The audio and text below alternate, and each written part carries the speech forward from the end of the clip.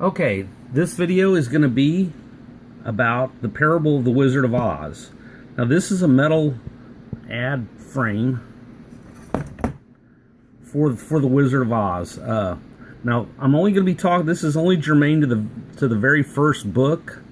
The subsequent books he wrote for monetary gain. He didn't think they were going to sell. The first book is a parable to teach children about how money is made. Now, if you look down here, it says it's the funniest children's book ever. Well, and he didn't write it for that reason. He wrote it to teach them how that the U.S. created money. Remember, there was a monetary crisis in 1873, and one of the kickbacks in the Wizard of Oz is as Dorothy comes through the poppy field, she goes through 7 halls and 3 flights of stairs after running through a poppy field. Well, remember that the British had just right when this book came out had done the Opium War, where they told the Chinese that they had to let them sell opium to them. It's also called the Boxer Rebellion. But anyway, it was the British Empire imposing their will to make money off drugs off the poor Chinese people. So that's why the opium field, where people went to, remember they all fell asleep in the field and all that stuff. So it's a parable about everything that was going on around there. So let's get this out of the way. So here's 3 of the characters here. Here's the Tin Woodsman, and what's the very first thing that when they come up upon him, he's stuck, and what's the first thing he says is oil. So the Tin Woodsman represents industry. Okay, there's the Cowardly Lion. The Cowardly Lion was William Jennings Bryan. Remember, I learned all this in a college course, that it's a book about populism. So it isn't a normal standard conspiracy as it was. It's a story about populism. Anyway, so William Jennings Bryan railed against the international bankers coming in and devaluing our money, which ended up actually happening after they signed the Federal Reserve Act in 1913 on Christmas, when everybody was out of town. And then this is the Wizard of Oz. Now, who is he? He's the president. He stands behind the curtain and tries to get things done. Doesn't have a whole lot of actual real power. So let's get this out of the way here too for a second. So let's go over everything again. So the Scarecrow, haven't talked about him yet, but he's the American farmer. Didn't have a brain, but ends up getting smart at the end after he figures stuff out. The Wizard of Oz is the president. Let's go over the Emerald City. So the Emerald City in the book is talking about Washington, D.C., where all the green stuff comes from. Now at the time, money was still backed by metal, but it was printed up through auspices in the precursor to the Federal Reserve Bank in Washington. I've already covered the Tin Man, the Cowardly Lion. Let's cover the Evil Witch. So there's the 2 evil witches, the Evil Witch of the West and the Evil Witch of the East. And in the book, Dorothy is wearing silver slippers, which represents real money.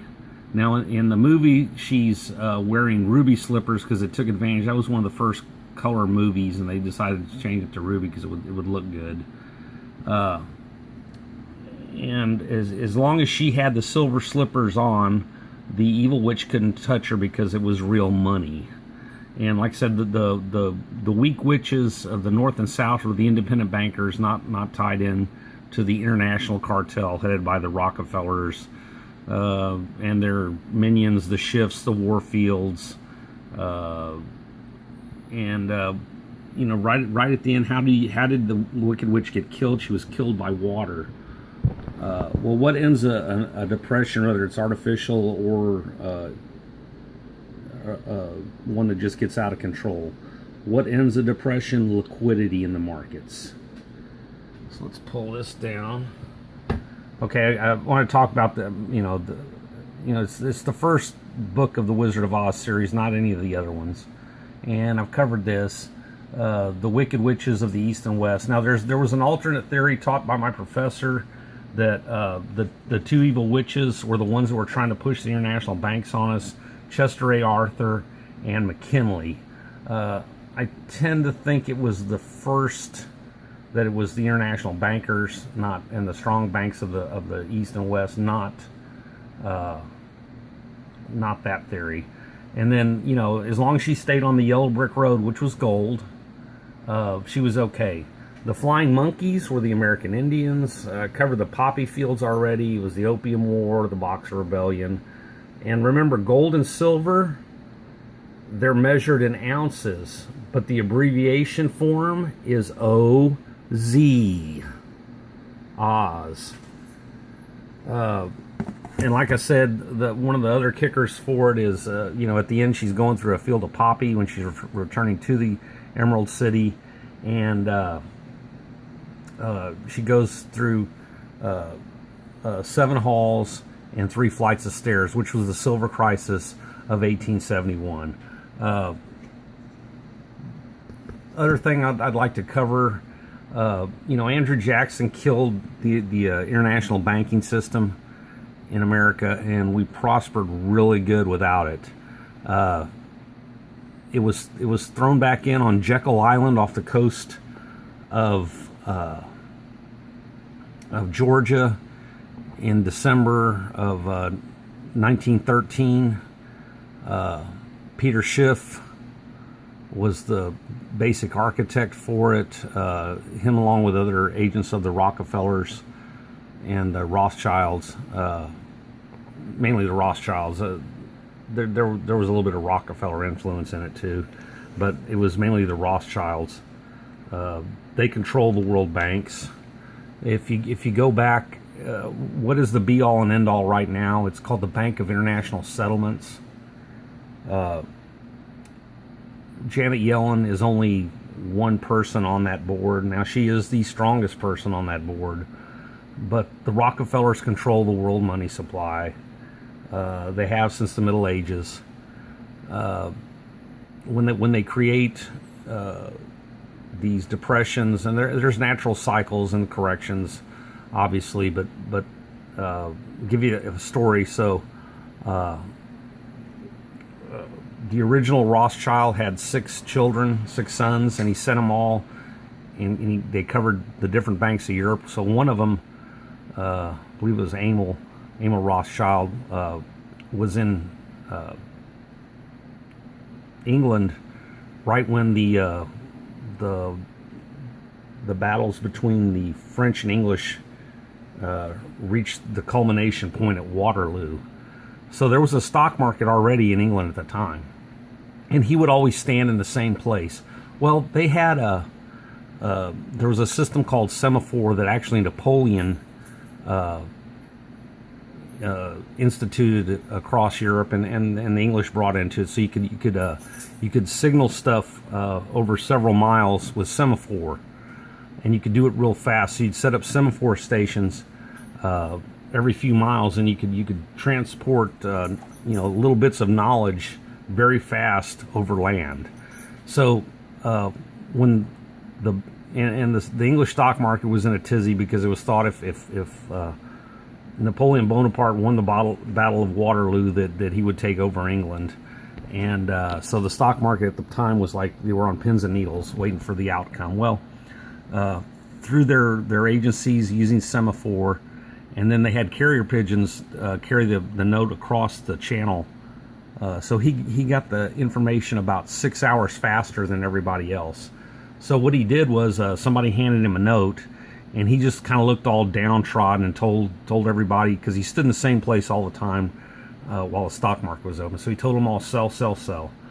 And so nobody asked him. They just started panic selling because they didn't want to get screwed any more than they thought they were, because they thought Napoleon had won the Battle of Waterloo. Well, he hadn't. So, and then as soon as he told everybody to sell, sell, sell, he started buying up once it crashed for pennies on the dollar. And he literally increased his personal wealth. The projections are 30 to 40% in one day, because he crashed it just by acting like it happened as opposed to it actually happening. The one of the worst presents we ever had was, and I kind of blame that moron Teddy Roosevelt for splitting the Republican vote by running the Bull Moose Party. But when Woodrow Wilson became the first progressive politician, he let the international bankers in. He signed that, and he also got us in World War One. He resegregated the military and civil service. But even towards the end, he said he realized the mistake. He goes, "My God, I've destroyed my country." Well, it was too late then, Woodrow. You screwed up real bad letting these guys in. And we're paying the price now with fractional reserve banking and inflation, and your money just always is worth less and less every year. I want to touch on one other thing. Let's end up on a happy note. So Toto, the little dog in the book, her real name was Terry, and she made a whole lot of movies you're not even aware of. She made a movie she was in a movie Twin Bed. She was in several of Shirley Temple's movies. She was in a movie called The Pirate with a Buccaneer. But anyway, she made like 30 movies. It's kind of crazy, actually, how many movies this cute little dog Toto was in. Obviously, The Wizard of Oz is her most famous one, but she was now Shirley Temple had different dogs in different movies. Here's the Buccaneer, so there she is in that one. Here's her with Shirley Temple. She was in a couple of movies with Shirley Temple, but she had a kind of a big career. I mean, really kind of an epic. And there's Toto. And